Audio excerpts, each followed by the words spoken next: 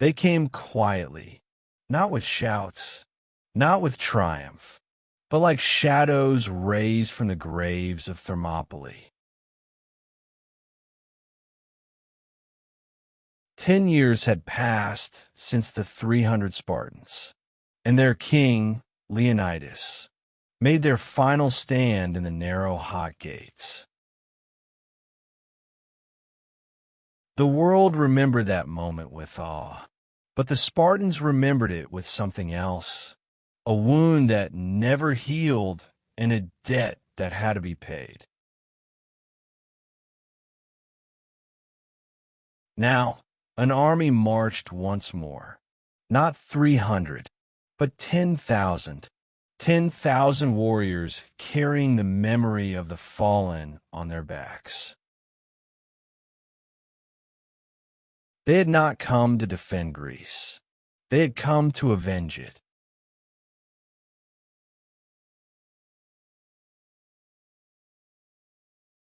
The memory of Thermopylae haunted Greece like lingering smoke. Those who survived whispered the names of the fallen, with the kind of reverence usually reserved for gods. Leonidas, Dionysus, and the warriors who held the pass, until the mountains themselves seemed to weep molten blood. To Persia, Thermopylae was a victory, a costly but glorious stepping stone. To Greece, it was a scar carved deep into the soul of the land. Athens had been burned, villages erased, temples defiled. The Persian Empire, vast and unstoppable, now walked freely through Greek soil.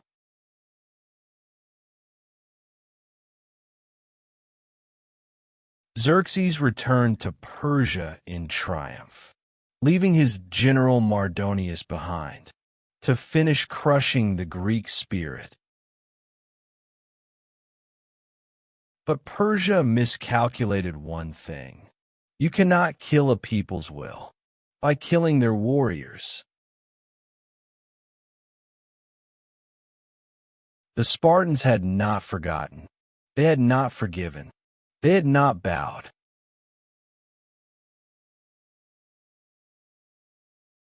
In Sparta, grief did not take the shape of tears. It took the shape of steel. Mothers who lost sons at Thermopylae took the spears of their younger children and sharpened them again and again, as if carving their grief into the iron itself. Fathers who buried their firstborn tightened the armor straps of their surviving sons, with hands that trembled not from sorrow, but from purpose. The city did not mourn. It hardened. It sharpened. It prepared. And from every corner of Sparta, an unspoken oath traveled from mouth to mouth, heart to heart. Thermopylae will be avenged.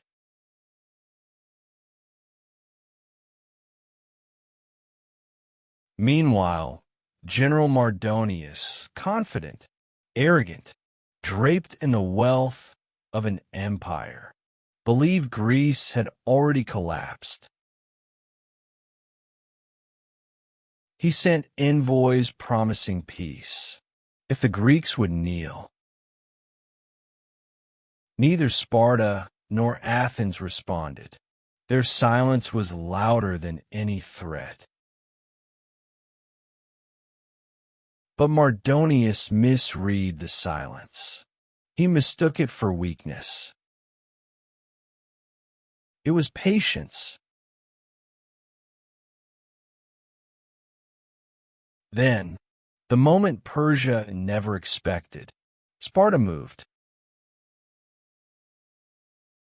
Not with chaos, not with fear, but with the cold precision of a blade unsheathed.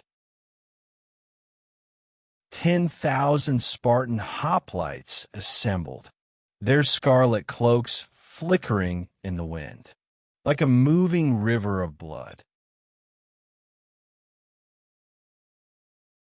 At their head marched Pausanias, regent of Sparta, carrying the legacy of Leonidas on his shoulders. He gave no speeches. Spartans did not fight with words. They fought with memory, with iron, with silence. They marched north, and the earth seemed to tremble under their tread.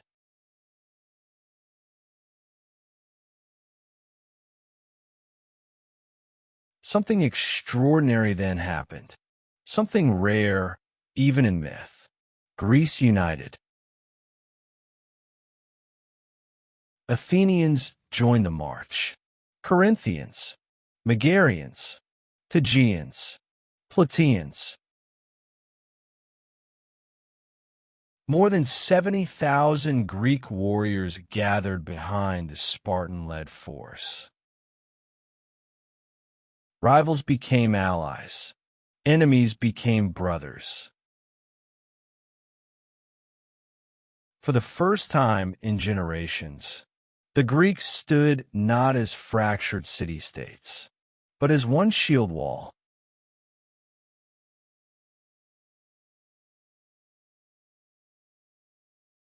The armies met at Plataea, a vast open field stretching under a brilliant Greek sky. Mardonius smiled when he saw the Greeks. To him, this was perfect, a chance for a final crushing blow. He had more troops. He had cavalry. He had archers. He had the wealth of an empire. But he misunderstood something deep and fatal. The Greeks were not fighting to survive. They were fighting to avenge.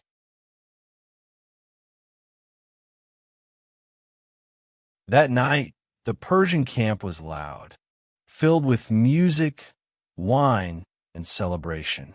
They believed victory was inevitable. Across the plain, the Greek camp lay quiet, beyond quiet, eerily still.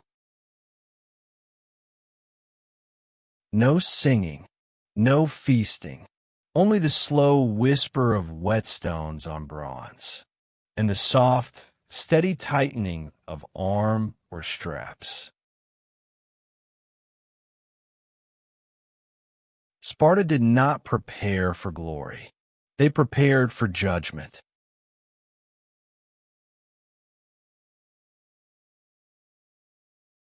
At dawn, the Persian cavalry attacked.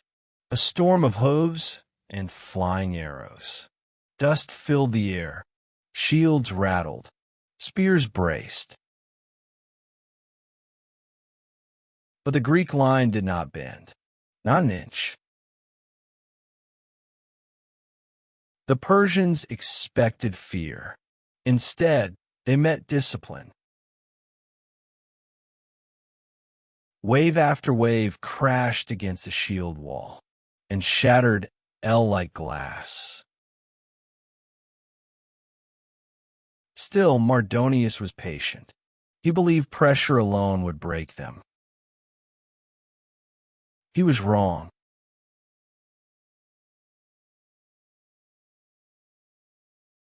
Hours passed. The sun rose high. The cavalry circled, taunted, mocked. Arrows rattled harmlessly off bronze shields. Still, the Spartans did not move. Not a single step. Persian riders grew confused, frustrated, angry, then tired. The Spartans were waiting, not for an opportunity, but for weakness. As the Persians began to tire, Pausanias lifted his spear, a small motion, but a signal that would change history. The Spartans advanced, slowly, silently, like a rolling tide of iron.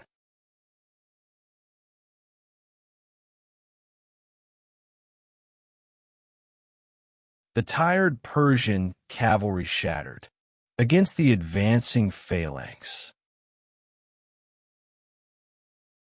And then the Spartans pivoted, not toward the front lines, but toward Mardonius himself.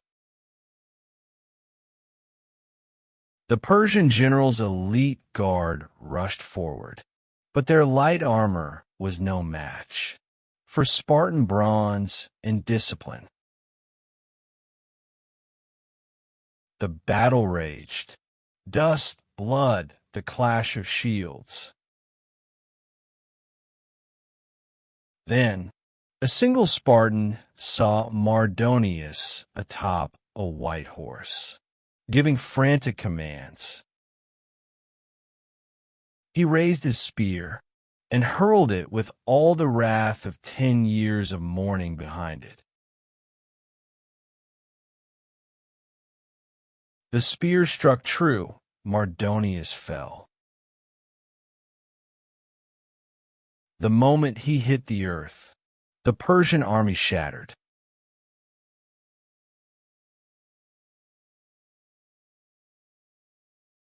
With their commander dead, fear spread through the Persians like wildfire. Formations collapsed. Orders were lost in the chaos. Officers were ignored. Men fled in every direction. The Greeks pressed forward, their unity now a weapon deadlier than any spear. The Persians ran for their fortified camp, hoping to regroup.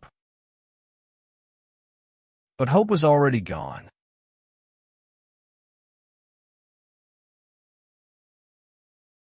The Persians slammed their gates shut, but the Spartan war horns sounded, deep, ancient, merciless.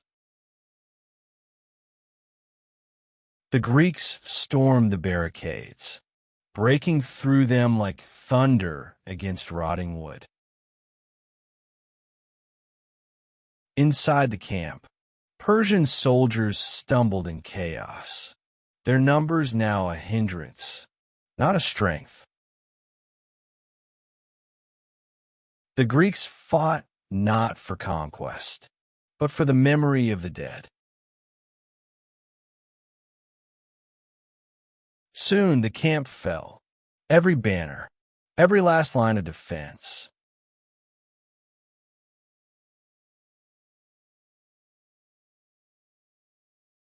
Within the ruins, the Greeks found Mardonius's tent, overflowing with gold, silks, jewels, and the plunder of dozens of conquered lands.